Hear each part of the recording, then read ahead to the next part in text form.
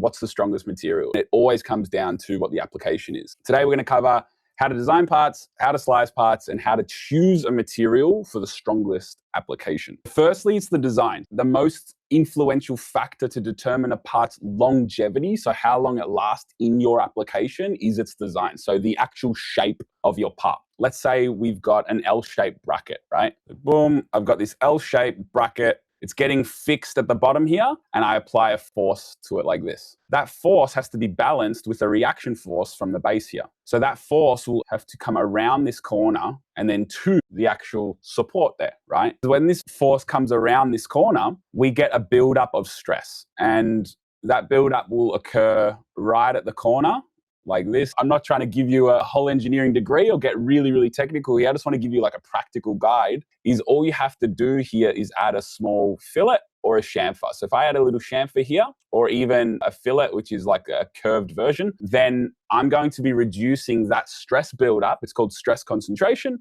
at that point dramatically, and for barely any extra material, right? This force can create different stresses to our part. We could have tension, so pulling. We could have compression, so squishing. We could have bending, so bending, and shear, which is sliding. So generally speaking, the shape of our design is going to determine how the part is actually being stressed. I'm going to show you guys when we talk about material selection, how to kind of look for these different properties. The materials actually do differ. It's not just plastic and they're not just all the same performing. You have to look at the data sheet really. All right, so let's jump into the slicing now. Firstly, when we are designing, the first thing that I want to bring up, and it should be like at the forefront of your mind if you're designing a part, is what orientation are you going to be printing the part in? And the reason that we do that, the actual mechanical properties that we'll go through in the last section, is dependent on the orientation that you print your part. So in the XY direction, you'll have certain properties, so certain strengths and bending modulus and impact strength and all this sort of stuff, right? That will have an XY value if it's printed in the XY direction, right? Or if it's printed in the Z direction. So if we're talking about between layers, usually the parts are way weaker between layers. So let's take our first example here. If I scroll down to here, I've got these single layers that are printed on top of this big surface. If I've got any force that goes through there, it's relying on that layer bonding that we're talking about, that Z component, okay? That'll make more sense as we go into the material section, but that's always going to be weaker, okay? So for a part like this, printing it on its side has a massive increase in its longevity or its strength and its ability to bend and all that kind of stuff, because every layer is the entire part. So any force going through here can much more easily be transferred, okay? So that's orientation. Next is anchors and wall loops. Do you guys know that there's this setting called an anchor, right? It's an infill anchor, actually. So if I go ahead and slice this part, you can see if I zoom into my infill, I've got this little tab that comes out of this end point. This is like an end point for an infill. It hits the wall and it actually juts to the left. That's called an infill anchor, right? And that's under strength. You go to this bit here, length of sparse infill anchor. Now it's set to 400%. And if I set that to unlimited, and then if I set the maximum length of the sparse infill to unlimited, then watch what happens to that little tab. See how it goes all the way across? It actually joins up completely, right? All of them do. From a strength point of view and a printability point of view, it adds a tiny little bit more material and you kind of get a third wall there. So any force distributed along here is going to be way more likely to be transferred through. And then the other thing, of course, is wall loops. We've got to have this in here. So if you want strong parts and you're printing with a 0.4 millimeter nozzle, if I've got two wall loops, that's a roughly 0.8 millimeter wall. That's pretty thin, okay? So you might want to beef it up to 3 or 4, right? Obviously, the trade-off is that you're going to have a larger print time, more material being used. But we don't just put this up, really, really high, because then our parts will cost quite a lot. So usually 3, 4, 5 maybe is kind of like where you're maxing out, because you want your infill to do a lot of the work, right? And that brings us to the next one, top and bottom surfaces. So here I've got a cube. Something to consider is the orientation. Like we have top surfaces, we have bottom surfaces, we also have side surfaces, and they all kind of behave slightly differently. The printer is going to make this is different in all directions. If I look at my bottom surfaces, I've got 1, 2, 3, and then it gets into the infill, right? But at the top, by default, 1, 2, 3, 4, 5. We've got 5 surfaces at the top. So 5 surfaces is 1 millimeter, but 3 is only what, 0.6, completely different, right? And then if I look at my wall loops, so back to my default, I've only got 2 wall loops. I've got a 0.8 millimeter thickness on the sides. They're all different, right? So if I needed this part to be as close to the same strength in all directions, then I need to consider maybe I've got to change my wall loop so I have the same thickness on the top, on the bottom, and all of the sides. And I can do that by changing the wall loops there, and then also changing the top shell layers. So I can put that down to 3. I'm starting to like make it more homogeneous. The whole part can now be equally thick in all directions. And then we've got infill type. This is usually the one that people change first, and for good reason. You're going to have crazy different properties depending on the infill that you choose, especially for parts with larger volumes, larger internal volumes. So here are a few examples. We've got grid, gyroid, and you can see with gyroid, it actually changes as we scroll up and down, like it's a 3-dimensional infill. There are a few other ones, but gyroid's one of my favorites. And triangles, as we know, is like one of the strongest or stiffest shapes that there is. And then we've got aligned rectilinear. So it's always going to come down to what we were talking about before, is how can that force be distributed? Right? How is this part being loaded? Or if there's a bolt going through it, then we have to think about what kind of infill is going to support that hole better, right? So aligned rectilinear, if I had a hole in here, it's only going to be touching it at a few points, right? But gyroid, it's going to be completely encasing that hole. So we've just got to select the right infill for the right job. That's why there's no best infill for your job. It's always going to come down to what the part is, what orientation you're printing it in, and the application. So what I would encourage you to do is like to simply just go and try them. Now, gyroid is usually going to be a really good option because it changes in that 3D dimension. Yeah, so you're always going to have good transfer of forces, you know, in all these kind of different directions. Then we've got modifiers. So if you've never used a modifier before, it comes up as this yellow translucent shape. And the reason is that it's not going to be our part. It's just going to modify the settings there. So the way that you add one of these in is you right click and you go add, and then you add a cylinder in or whatever it is, and you can move that over your part. And then once you click on that modifier, you can change the settings under the objects tab here. See that?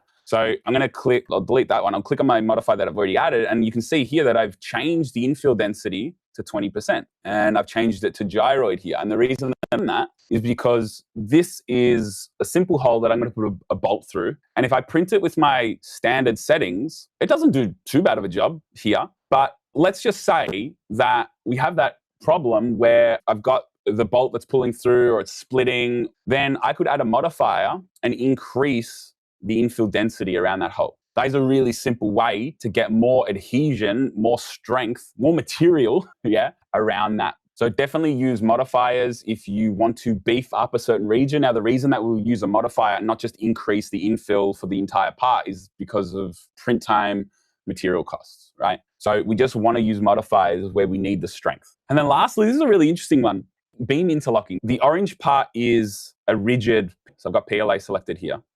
And then the yellow is a TPU. It doesn't have to be TPU. It's just a cool example because TPU and PLA don't adhere to each other that well at all, right? Not if you put them side by side. So if I slice my part like this and I look at my filament, you can see that the TPU just kind of sits there. That'll be able to pull out and separate really easily. There's not a lot of bonding between those two filaments when you print them like this. If I go and redo this and turn on, use beam interlocking. So same exact design. These are just overlapping cubes that I've put in here. And I slice it. Then I get this like crazy interlocking pattern. It's like a crisscross. You see that? And now the TPU is physically interlocked with the whole part. With the PLA. And that creates a crazy high, strong bond between them. Finally, let's talk about strength and how to actually select a material. You shouldn't just ask what material is the strongest, okay? Strength really comes down to many things. What does strength actually mean? Like, you know, if you're designing a part that needs to be strong, really you mean I'm designing a part that needs to work in my application, that doesn't break.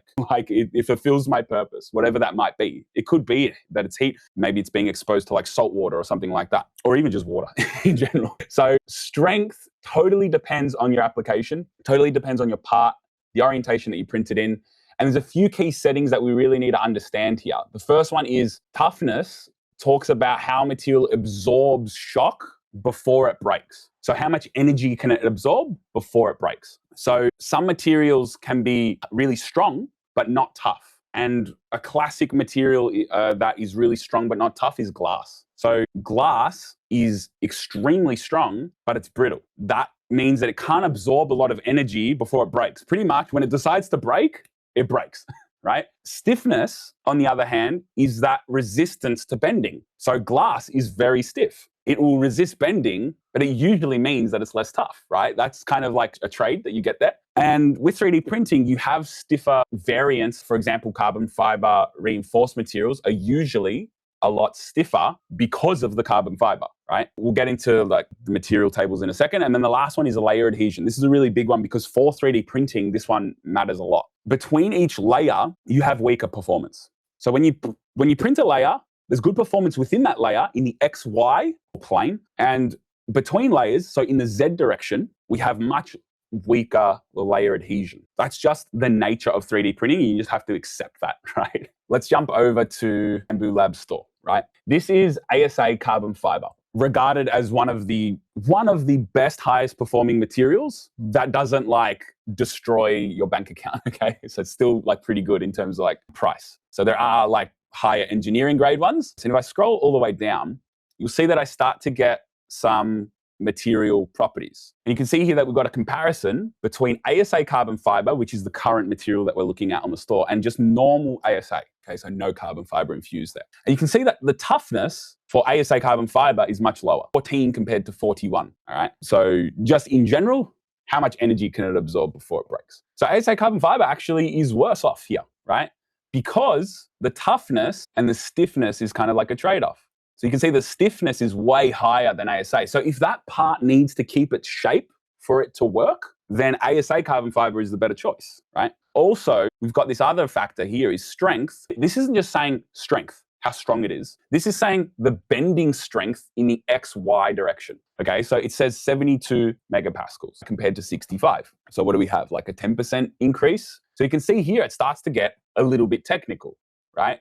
In like, how do I actually like pick a part here? If the part had to be in a hot environment, then the ASA carbon fiber is 110 degrees, the heat resistance or heat deflection temperature, I think they call this. So it's really going to come down to what our application is. Yeah. And this is why there's no like magic like solution. If you scroll down a bit further, you can click on technical data sheet here, and then you'll find this table. And then I've scrolled down to, this is the table for ASA carbon fiber, mechanical properties here. Yeah. This is where I've got that table from. So if I jump back over here, strength in this table is shown as tensile strength and bending strength. So when I pull the part in the XY direction, this is the strength I get. When I pull the part, so tensile strength in the Z direction, this is the strength I get. And you can see that it's a little bit weaker. But you can see if I bend it in the XY here, a bit lower down, to look at how much better it is in bending in the XY than it is in tensile strength. So you don't have to know exactly what those numbers mean. You just need to know like relative, what does that mean? So if I design my part and I change the print orientation so that it bends in the XY plane,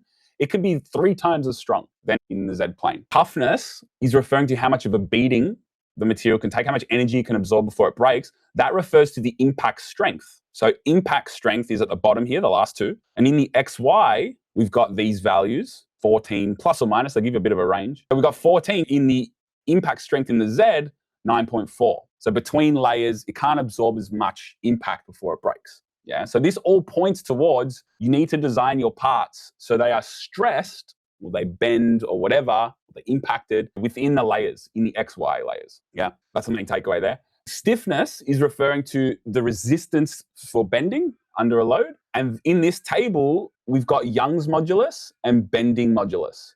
So Young's modulus here, and then bending modulus, which is a bit further down here. And we've got that in the XY and the Z. In the Z, the performance is like half, or in the bending, it's like a third of the stiffness. So you won't get as strong in that direction. And this means if I was designing a part out of ASA carbon fiber and I print it one way or I print it the other, I will get 2 or 3 times more bending in one of those directions.